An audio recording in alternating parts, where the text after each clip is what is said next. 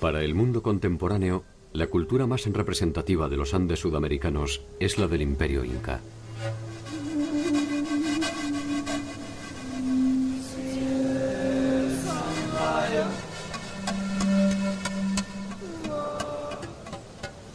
Sin embargo, la historia imperial de los incas representa apenas un siglo.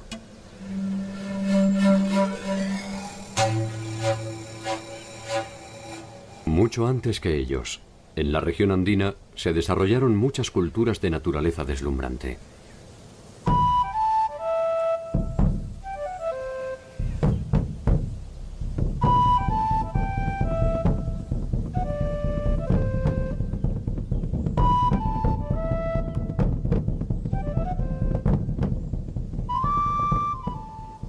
Conocer este mundo preincaico es una aventura siempre inquietante.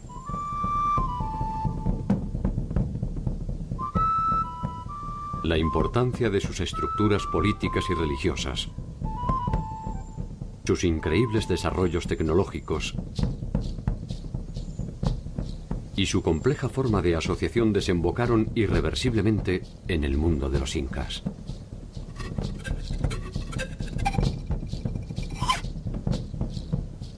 Ciudades milenarias, recintos funerarios escondidos, dioses latentes y sueños incumplidos se reproducen a lo largo y a lo ancho del territorio andino, como muestra de un modelo inédito de convivencia que puede proyectarse hasta nuestro presente.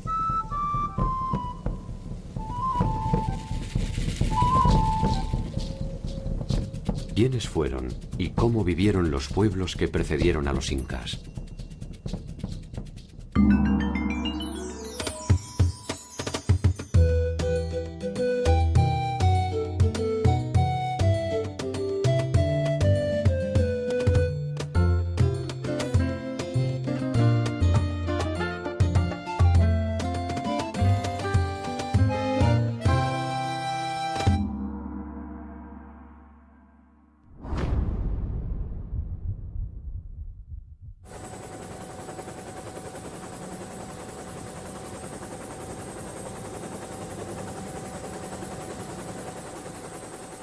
En el inicio de la invasión española al territorio del Estado incaico, estos poseían un control hegemónico de su territorio desde la costa a la sierra y desde Colombia hasta Chile y Argentina.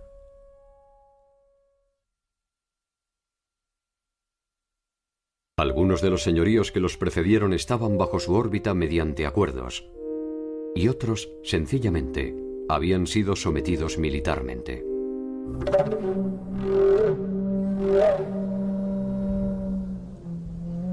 El mundo andino, sin embargo, ya había conocido formas de organización imperial menos extensas, pero igualmente efectivas.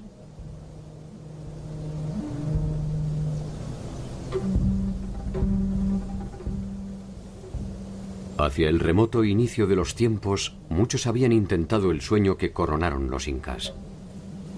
Un sueño milenario iniciado en un paisaje que era apenas algo menos que un desierto hostil.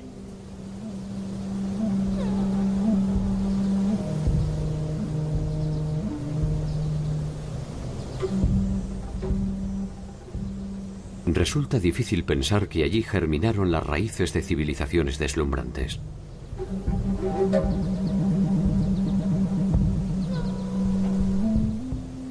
Allí nacieron los primeros dioses, las primeras leyes, los primeros desencuentros.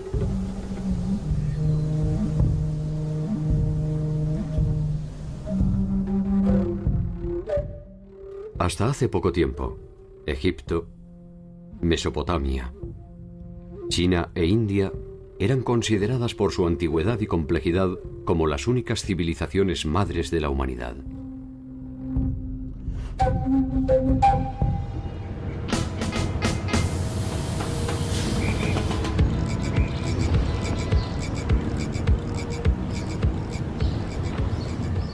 Sin embargo, más de 4000 años antes de la fundación de Cartago, 2000 años antes del reinado de Ramsés I y 1000 años antes de Hammurabi, existió en Perú un complejo político y cultural cuyo centro fue la ciudad sagrada de Caral.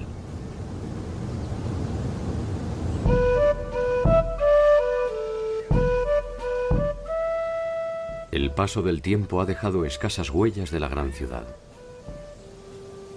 La reconstrucción de sus edificios es trabajosa y ardua. Sin embargo, en esta aparente pobreza están las señales más antiguas y ricas del mundo latinoamericano.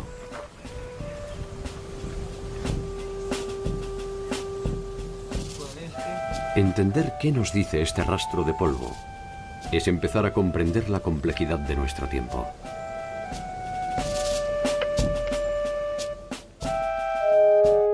La ciudad de Caral posee una antigüedad de más de 5.000 años. Es hasta hoy la primera ciudad-estado de América. En ella se organizaron los intereses de los hombres en torno a reglas específicas y concretas de convivencia, que incluyeron el pensamiento religioso, la innovación tecnológica y científica y la estratificación social.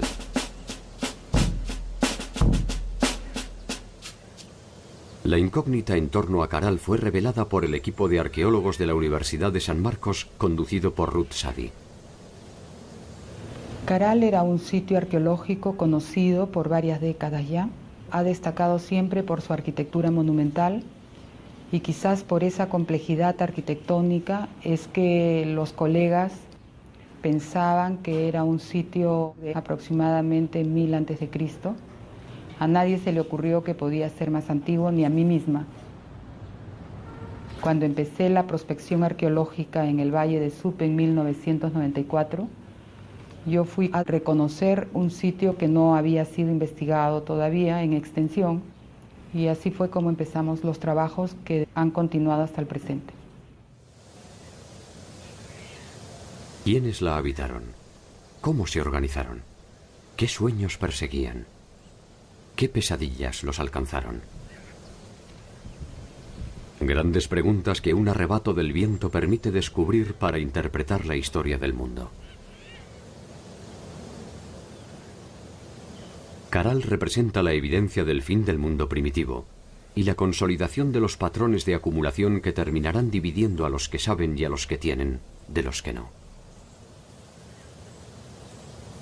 Por primera vez es un Estado porque hay un gobierno centralizado sobre un grupo social grande. Está dividido con autoridades menores, o sea, hay un sistema político que se genera por primera vez.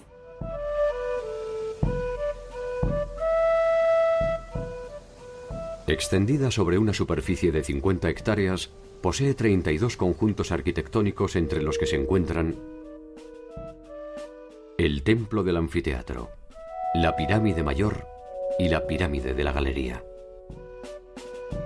No es solo Caral, son 18 asentamientos en el Valle de Supe, de diferente extensión, de diferente complejidad. Comprendió los territorios de costa, de sierra y de selva. O sea, por primera vez en el Perú se tendió un eje de interacción entre las sociedades que poblaban las diversas regiones. De modo que tenemos productos, conocimientos y experiencias que de la selva se trasladaron a la sierra, de la sierra a la costa, y todo fue un eje que enriqueció el proceso general de esta sociedad.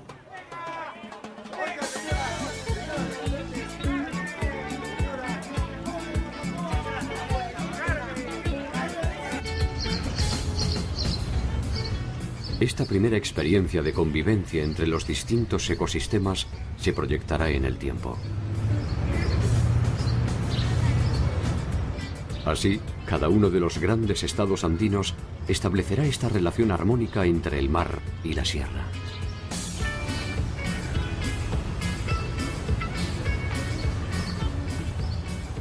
La importancia que tiene el sitio arqueológico es que testimonia el proceso cultural que dio origen a la civilización más antigua de América. Y es tan antigua como los focos más antiguos identificados en el viejo continente de Mesopotamia, Egipto, India y China. Caminando entre los vestigios de la ciudad, se pueden apreciar los vastos conocimientos arquitectónicos que poseyeron sus moradores.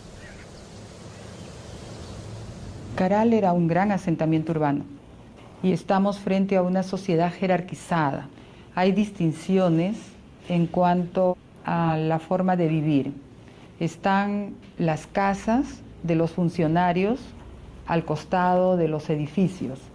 Luego tenemos las casas de los servidores, que son mucho más pequeñas, y están las casas en la periferia, que son todavía más pequeñas.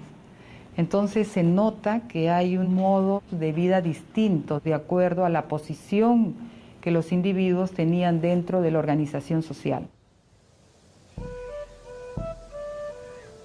El salto cualitativo de la concepción urbanística y arquitectónica define a Caral como una morada destinada a los dioses.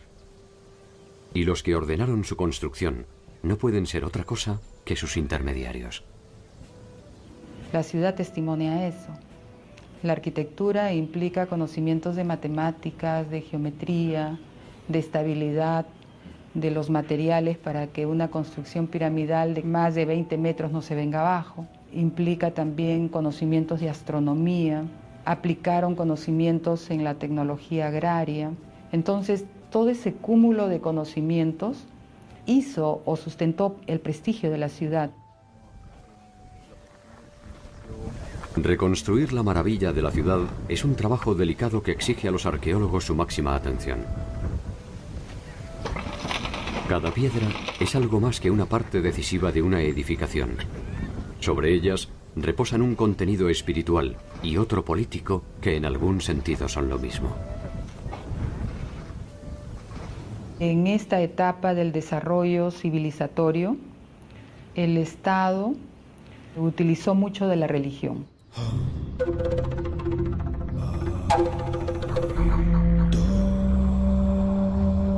Es la religión la que sirvió para coercionar a la sociedad.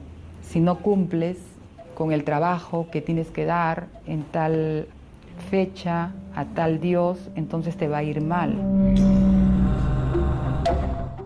El miedo ha sido la herramienta sobre la cual se edificaron la mayor parte de las sociedades madres. Sin embargo, Caral ofrece una versión distintiva. La ciudad no posee indicios de presencia militar, ni siquiera de tipo defensivo. Quizás se pueda suponer que durante más de 1000 años, un grupo humano numeroso pudo convivir en armonía sin la violencia que resulta ser el signo dominante de la historia universal. Si esto fue posible, Caral no es solo un descubrimiento, también es una esperanza. El militarismo, al parecer, surge más adelante. En esta etapa primera del desarrollo de la sociedad, el Estado representa frente a los dioses a los hombres, sigue siendo humano. Posteriormente, con el señor de Zipán, el Estado o los gobernantes son divinos. De alguna manera se puede deducir que el tiempo de los dioses fue un tiempo de paz. La hora de los hombres iniciaba su cuenta regresiva. La ciudad fue la primera víctima de estos nuevos tiempos. La ciudad de Caral fue ocupada de modo ininterrumpido hasta los 1000 años y luego de eso la ciudad fue abandonada definitivamente. Nosotros trabajamos la hipótesis de que se formaron otros polos de desarrollo en otras partes del territorio del Perú. Otras sociedades que habían estado participando sin ser el centro empezaron a desarrollar también modelos de vida civilizada, tanto en el norte como en el sur, y generaron otros focos que incorporaron otras sociedades, y eso es lo que creo yo reemplazó en prestigio a Caral progresivamente. Caral es el descubrimiento más trascendente de la arqueología reciente. Es allí donde se encuentra la matriz del mundo andino.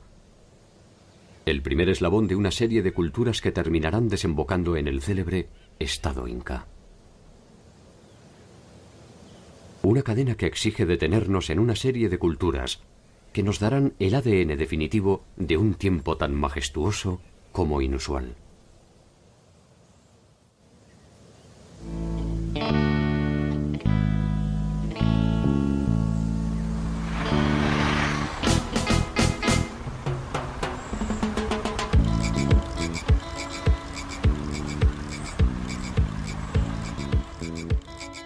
Entre el 1500 a.C. y el 500 de nuestra era, la más acabada representación de lo que se ha dado en llamar el primer horizonte cultural andino se encuentra en la ciudad de Chavín. Desde la Sierra Norte del Perú en la provincia de Huari y hasta más allá del territorio actual de Ecuador, la cultura chavín estableció su área de influencia y predominio.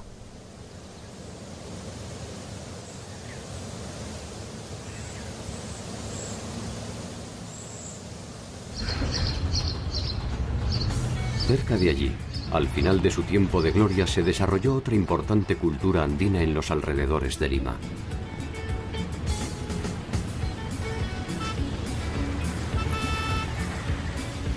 Lima es en la actualidad la capital del Perú. Los conquistadores españoles la llamaron la Ciudad de los Reyes y establecieron allí la sede del gobierno colonial. Probablemente su estratégica ubicación cercana al mar y un interés por debilitar la influencia de la antigua capital incaica, Cuzco, determinó su emplazamiento.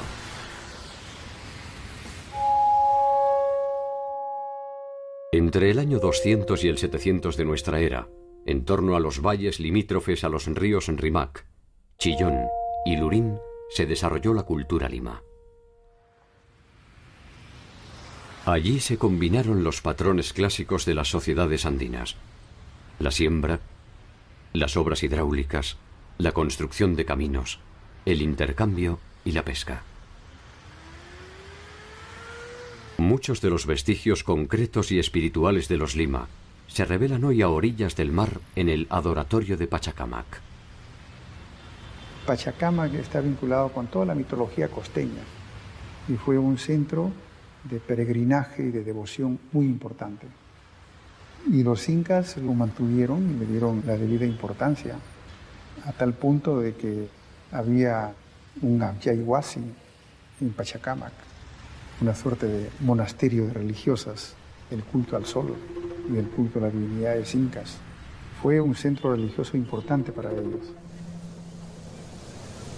Los incas entienden la trascendencia del adoratorio y lo incorporan como centro de peregrinación y no tardan en acordar con los curacas locales la construcción de nuevos edificios.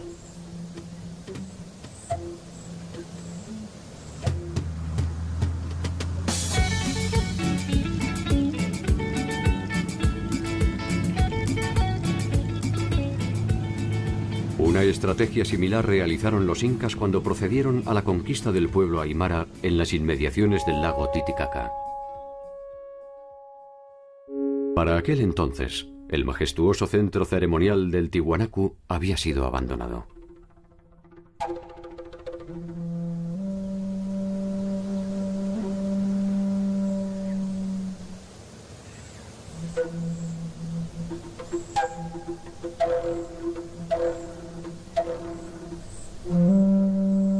Estamos en el lugar más importante y más impactante de lo que ha sido Tiwanaku en cuanto a su arquitectura.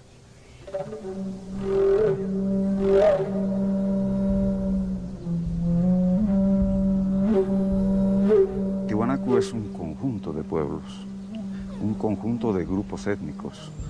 En Tiwanaku se hablaba el quechua, se hablaba el aymara, se hablaba el puquina, se hablaba el chipaya, en fin, había una enorme cantidad de lenguas, así como pueblos. El lago Titicaca, ubicado a 3.850 metros sobre el nivel del mar, no era solamente un accidente geográfico.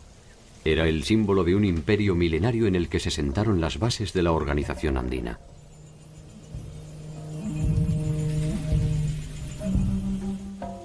Para los tiwanacotas, fue en su capital donde se produjo el origen del mundo. El dios creador, Viracocha, emergió de las aguas del lago Titicaca y fue él quien colocó al sol, la luna y las estrellas en el cielo y quien envió a sus auxiliares a crear los animales y las plantas. Fue él quien talló en piedra a los hombres, les dio vida y los entregó al mundo.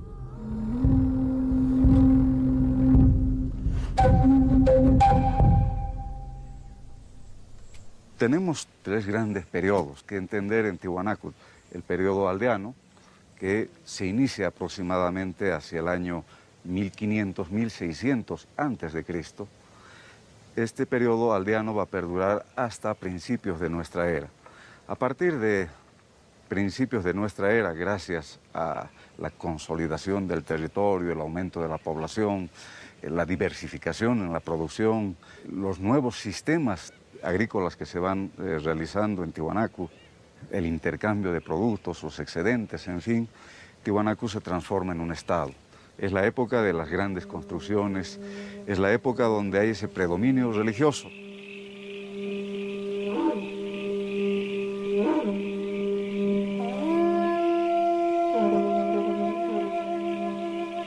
Tiwanaku había sido el centro político y religioso de un amplio territorio, que hacia el año 500 después de Cristo ya se constituía como una importante referencia, que se materializaba en su imponente concepción urbanística. Los templos están relacionados con la parte de la cosmovisión andina. Muchos de ellos están jugando un papel relacionado con lo que son sus cultos, sus dioses, y sobre todo vamos a ver la importancia que tiene la astronomía en cada uno de estos templos, convirtiéndose en verdaderos calendarios que les están dando las fechas para las fiestas, como para también la época de la siembra. Las pirámides, las construcciones elevadas que están relacionadas al sol, la luna, las estrellas, los astros. También están los dioses del Acapacha, lo que son las construcciones al nivel del suelo, de piso, como el Calasasaya. Y finalmente los templetes subterráneos, que están más vinculados a las divinidades de la fertilidad, la fecundidad. El templete semisubterráneo posee una planta cuadrangular delimitada con muros de arenisca roja que fueron sostenidos mediante 57 pilares. Sobre sus paredes se encuentran 157 cabezas enclavadas que representan una diversidad de etnias que resulta decididamente desconcertante.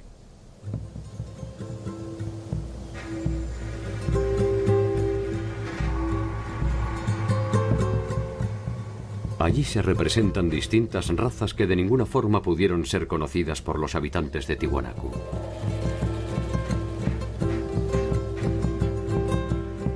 Muchas son las hipótesis a propósito de su significación. Para algunos representan la morfología de los diversos pueblos sometidos por el Imperio Tiwanaku. Para otros, se trata de un ensayo de Viracocha para la creación de la pareja original que poblaría el mundo.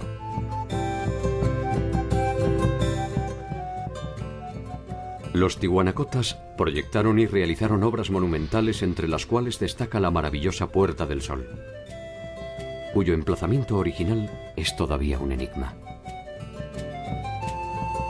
La Puerta del Sol nos está mostrando un complejo calendario, un calendario de carácter solar, lunar y a la vez agrícola. Los personajes alados están 15 a cada lado.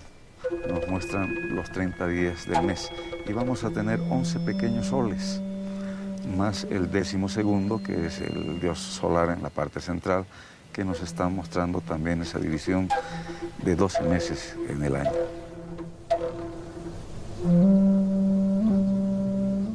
A 1000 metros del lugar se encuentra el área del Pumapunku, cuya estructura inicial fue elegida por los incas para sus ceremonias, banquetes y celebraciones.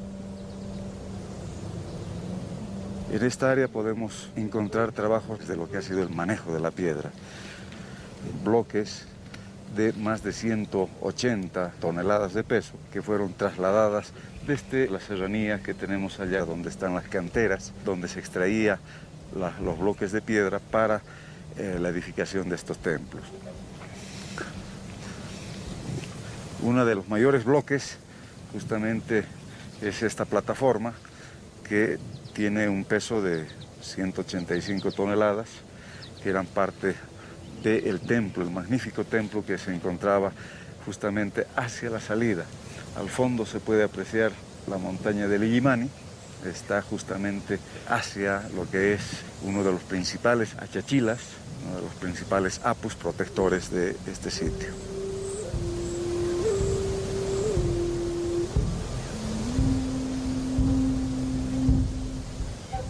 Tiwanaku tiene una gran importancia no solamente para el área del altiplano, sino también su importancia va a radicar en la influencia que ha tenido en el desarrollo cultural prehispánico en muchas culturas en gran parte de América.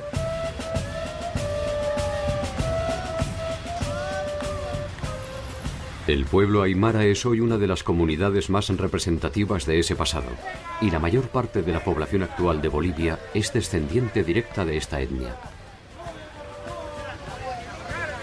La impronta de su cultura definió las relaciones que se repetirían en los distintos pueblos andinos hasta la llegada de la invasión europea. Una de estas bases fue, sin duda, la tecnología alimentaria. Teníamos varios sistemas en la parte agrícola. Vamos a tener lo que son las tacanas o las terrazas de cultivo en las partes altas, donde preferentemente se da producción de papas macho. Hoy en día contamos con más de 400 variedades de papa que han sido productos justamente de Tiwanaku. Por lo tanto, la influencia, la importancia que ha tenido en la región ha sido bastante grande. También tenemos las cochas o cotas, que son lagunas artificiales. Solamente en este valle tenemos más de 400 que servían como acopio para el agua, tanto para la agricultura como para el pastoreo de los camélidos. Y la mayor tecnología de Tiwanaku es lo que constituyen los sucacollos, que son camellones irrigados mediante canales, donde podían ellos cultivar 3-4 veces al año. No solamente tenemos el desarrollo en la agricultura, sino también en lo que es el pastoreo, la crianza de camélidos.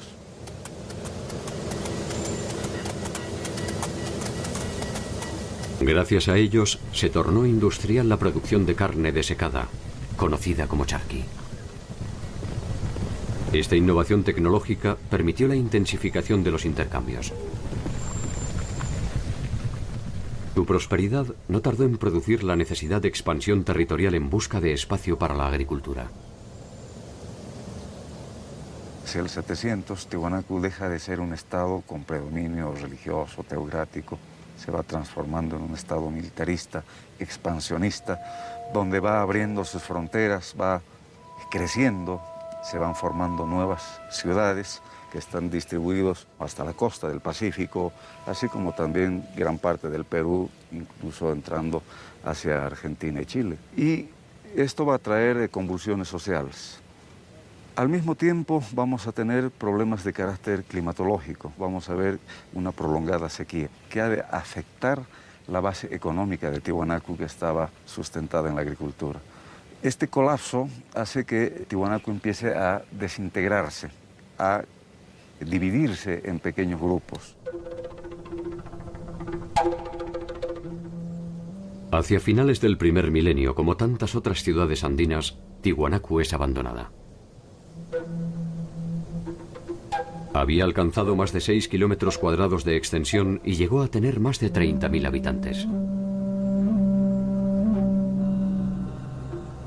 Tiwanaku fue una sede importante que albergó al mismísimo Inca y se convirtió en una importante base operativa para sus conquistas hacia el sur territorial.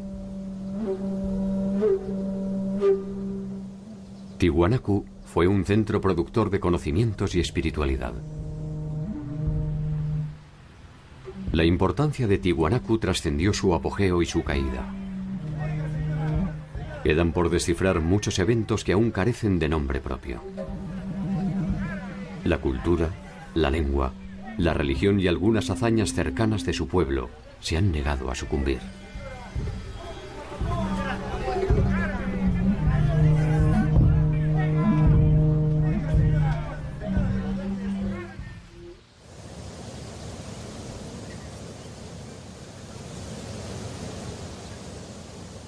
Según la leyenda, la ciudad de Chanchan fue fundada por un mítico líder que habría llegado del mar.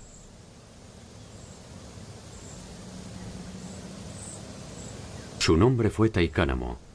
Con él se inicia la historia de los aguerridos Chimú, quienes ejercieron su vasta influencia territorial entre el 1100 y el 1450 de nuestra era, a lo largo de 1000 kilómetros de costa por más de 50 kilómetros tierra adentro.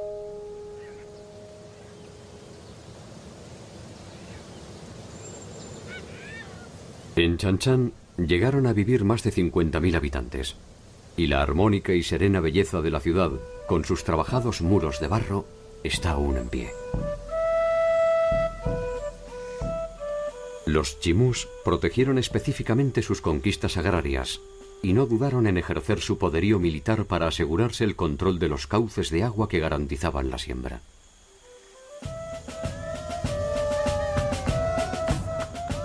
Proyectaron y realizaron acueductos, diques, canales, acequias y pozos. Combinaron el cultivo del maíz, maní, ají, algodón y palta. Su artesanía fue fundamentalmente utilitaria y desarrollaron un eficaz aprovechamiento de la totora que les sirvió para la realización de viviendas y balsas.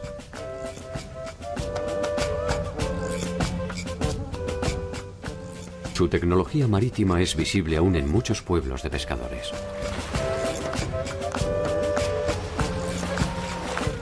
Sus conquistas se extendieron hacia el norte y el sur de Chan Chan, y nada parecía poner en duda su hegemonía.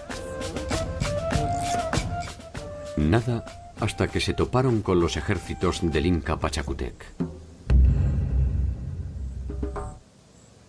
La conquista de Chan Chan no fue una empresa fácil. Capac Chimú comanda a su pueblo cuando los incas se plantan a las puertas de su territorio. Los chimú se niegan a sumarse al Inca y por varias veces rechazan al multitudinario ejército imperial. La victoria será solo pasajera. Los incas reafirman su alianza con los curacas del Rimac y un nuevo ejército más grande y más poderoso desemboca finalmente en la rendición de Capac Chimú.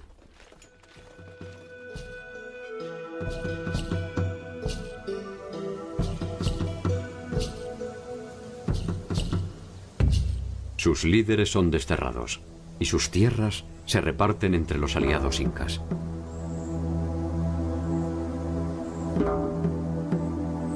La ciudadela de Chan Chan, sin embargo, ha llegado hasta nuestros días con sus silencios de barro, para dar por sentado que cuando se trata de los chimú, ninguna rendición es definitiva.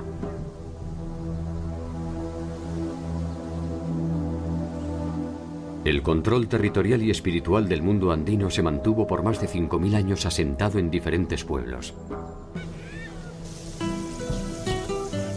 En el Valle de Supe, en Chavín, en Huari, en Tiwanaku, en Chan Chan y en Cuzco. Su organización estatal fue evolucionando hacia formas cada vez más complejas que sin embargo no abandonan los principios fundamentales que le dan cohesión. Cuanto más tiempo pasa, más andinos son.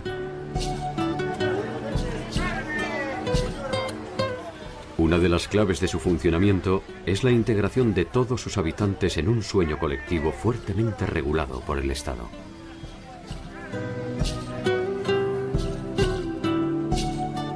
Uno de esos sueños, entre el año 100 y el 600 después de Cristo, se manifestó en una compleja y elevada organización sociopolítica identificada como cultura moche o mochica.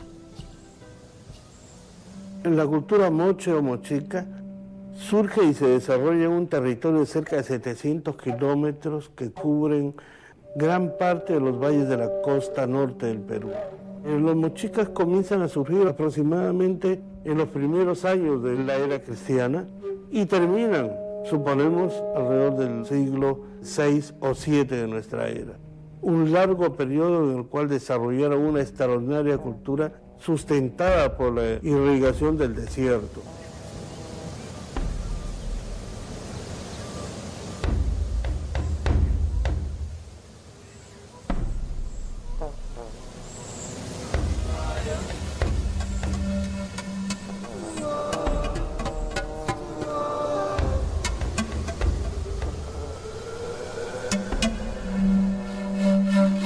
La conquista fue una de las formas mediante la cual se obtuvieron tierras, sirvientes, esclavos y riqueza. Pero sería a partir de su producción artística donde los mochicas obtendrían la eternidad que no le aseguraron las armas.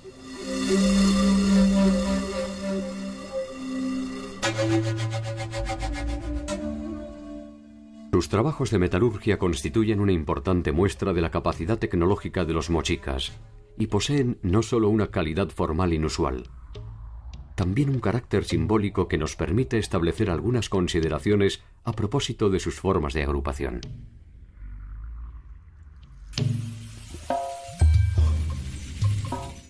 La presencia de una fuerte ornamentación en la representación de sus señores es el indicio de una sociedad jerarquizada que monopoliza no solo las decisiones políticas y militares.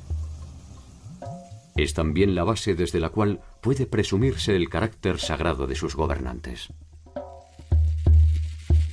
El oro como metal sabemos que no tenía ningún valor comercial. El oro estaba reservado exclusivamente para los ornamentos de los soberanos.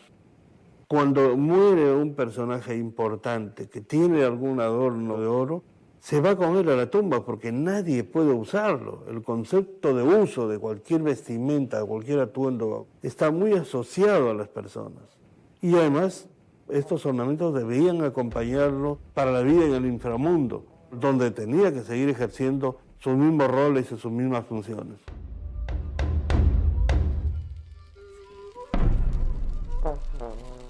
La cerámica moche atravesó todos los estadios posibles de la manifestación artística y es, sin lugar a dudas, una de las más atractivas y delicadas de la historia de la humanidad.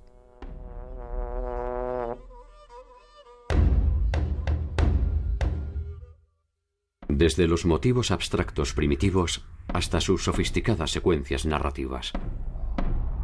Desde sus temáticas bélicas hasta las eróticas, en cada uno de los casos puede verse la cualidad de sus artesanos y la afirmación y personalidad de una cultura.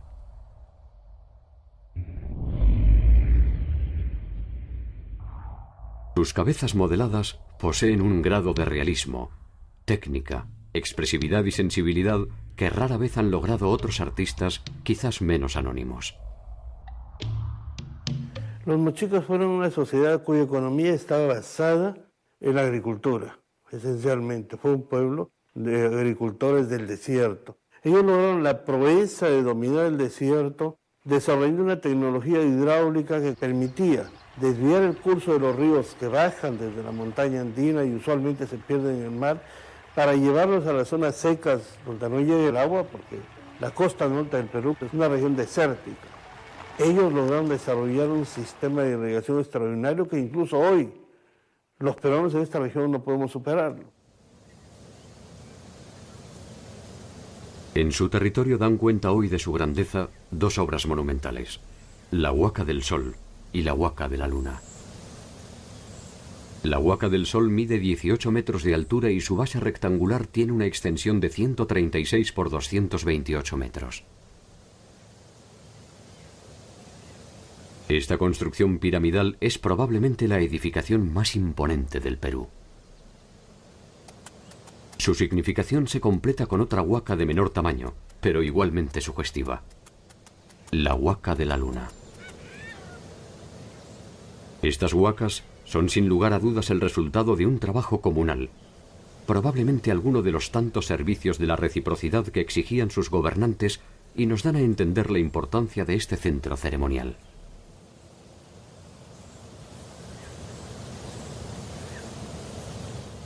Muchos de los misterios de esta cultura guerrera han comenzado a revelarse a partir de un descubrimiento sorprendente: la cámara funeraria del señor de Sipán.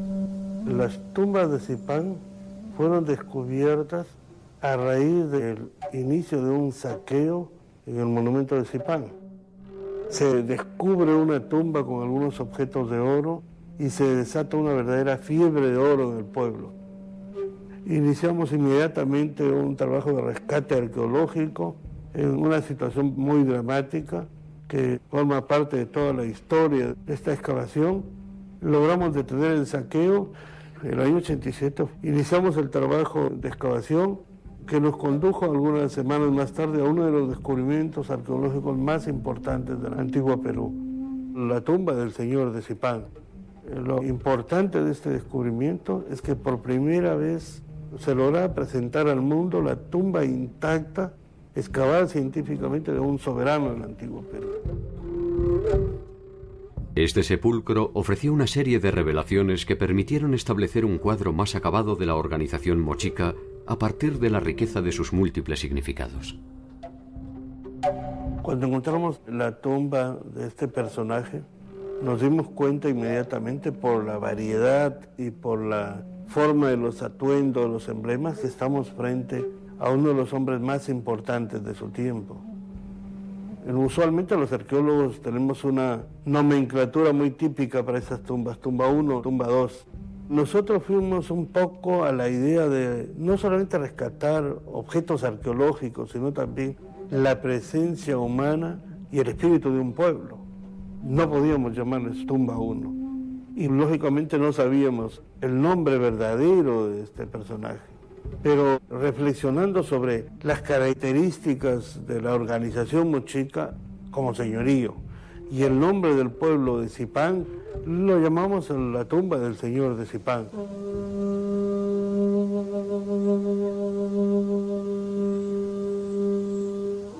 Se trata de un recinto abierto con paredes de adobe que mide 5 metros por 5. En el centro se ubicaba el ataúd del señor de Zipán, confeccionado en madera y envuelto con sus atuendos e insignias de mando. A ambos lados se encontraban los enterramientos de 2 acompañantes varones. Uno de ellos, ubicado en la misma posición que el señor de Zipán, sería presumiblemente un jefe militar. Opuesto a él se encuentra otro personaje de rango, que ha sido identificado como un jefe de protocolo. Un perro los acompaña, probablemente siguiendo las tradiciones que los identificaban como guías en el viaje hacia el más allá. La parte central de la cámara funeraria era el ataúd conteniendo el ajuar del señor de Zipán, que envolvía el cuerpo del señor al momento de su muerte. Este ajuar estaba compuesto por un conjunto maravilloso y extraordinario de ornamentos de oro, plata, cobre y cobre dorado, vestimentas, atuendos. La mayor parte de ellos son emblemas de rango. En la esquina suroeste de la cámara se encontraba un niño de aproximadamente 10 años, el techo, y sobre el techo el guardián que cuidaba la tumba. Y el guardián tenía los pies amputados como una señal simbólica de que no debía abandonar su puesto de vigilancia para la eternidad. Finalmente el último acompañante estaba colocado en una de las paredes en posición sedente, como un vigía, custodiando la cámara de su señor. Este conjunto de acompañantes probablemente fueron parte de su séquito real, que tenían la obligación de acompañarlo en su muerte. La disposición de los cuerpos y el hallazgo de más de 200 vasijas escultóricas que representan personajes de importancia definen la noción de la muerte como un viaje hacia la eternidad en la cual el noble es acompañado por un séquito que ha sido sacrificado a tal efecto.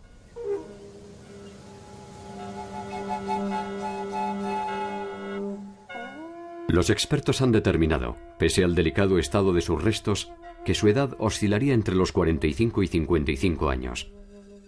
Probablemente haya sufrido una incipiente artrosis en su columna vertebral. Los estudios no pueden determinar la causa de su muerte, pero se ha descartado que ésta se haya producido de forma violenta. En Zipán se han registrado un total de 13 tumbas que pertenecen a diversas épocas y a la compleja jerarquía de los gobernantes mochicas. En la cúspide estaba el señor de Zipán con una autoridad triple, militar, política y civil. Debajo de él los sacerdotes, debajo los jefes militares y después el entorno cortesano que estaba compuesto por asistentes militares y asistentes religiosos de segundo nivel. Siempre los personajes principales al centro y alrededor los personajes de menor rango. Pero lo más importante es que cada tumba refleja el rol y función del personaje en vida. Las sociedades andinas poseían un fuerte grado religioso. La condición eterna de sus líderes implicaba un profundo ritual que probablemente se preparaba con mucha antelación. El final era percibido como un paso más en el ciclo eterno. De ello se desprende que la separación entre la vida y la muerte era observada con cierta naturalidad.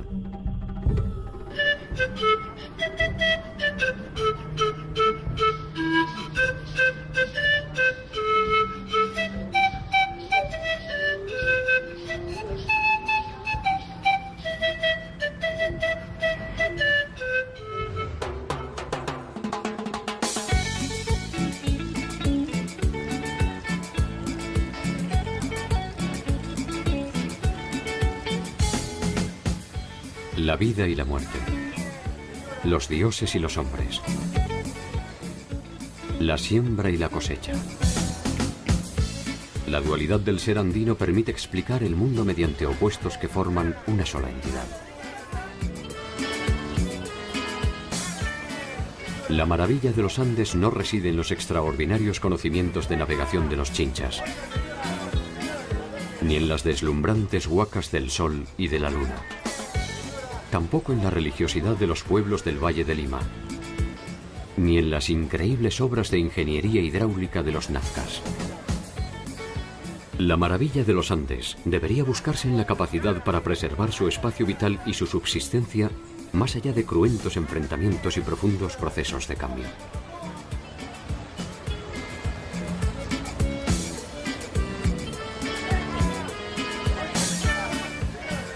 Quizás sin saberlo, seguimos esas mismas huellas que nos ofrecen la oportunidad de protagonizar una nueva realidad. Como aquellos hombres, se avanza buscando las mismas sensaciones: seguridad, progreso, estabilidad, bienestar. Un equilibrio complejo que conlleva vivir constantemente sobre el filo del bien y del mal.